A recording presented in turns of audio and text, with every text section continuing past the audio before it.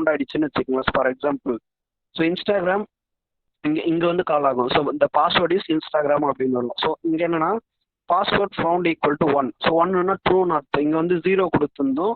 So 0 means அங்கே வந்து false statement வந்து எக்ஸிக்யூட் ஆகும். இந்த இடத்துல என்ன ஆகும் பார்த்தீங்கன்னா ட்ரூ கண்டிஷன் வந்து எக்ஸிக்யூட் ஆகி எனக்கு என்ன ஆகணும் பாஸ்வேர்ட் ஃபவுண்ட் அப்படின்னு. இப்போ பாஸ்வேர்ட் ஃபவுண்ட் ஆகிடுச்சு, எனக்கு வந்து ப்ரோக்ராம் அதுக்கப்புறம் நீ பிரேக் ஆகிடு அப்படின்னு நான் சொல்லிடுறேன். ஒரு பிரேக்ன்ற கீவேர்ட் யூஸ் பண்ணி ஸோ இது ஃபுல்லாக வந்து பிரேக் ஆகிடு அப்படின்னு நான் சொல்லிட்டேன். ஓகேவா? ஸோ சப்போஸ் எனக்கு பாஸ்வேர்டு வந்து அந்த ஃபைலுக்குள்ளே கிடைக்கல அப்படின்னா என்ன ஆகுது?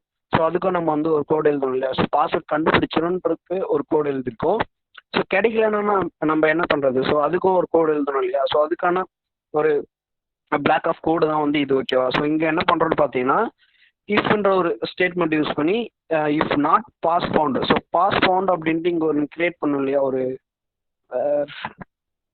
ஒரு வேரியபிள் கிரியேட் பண்ணும் இல்லையா? இங்கே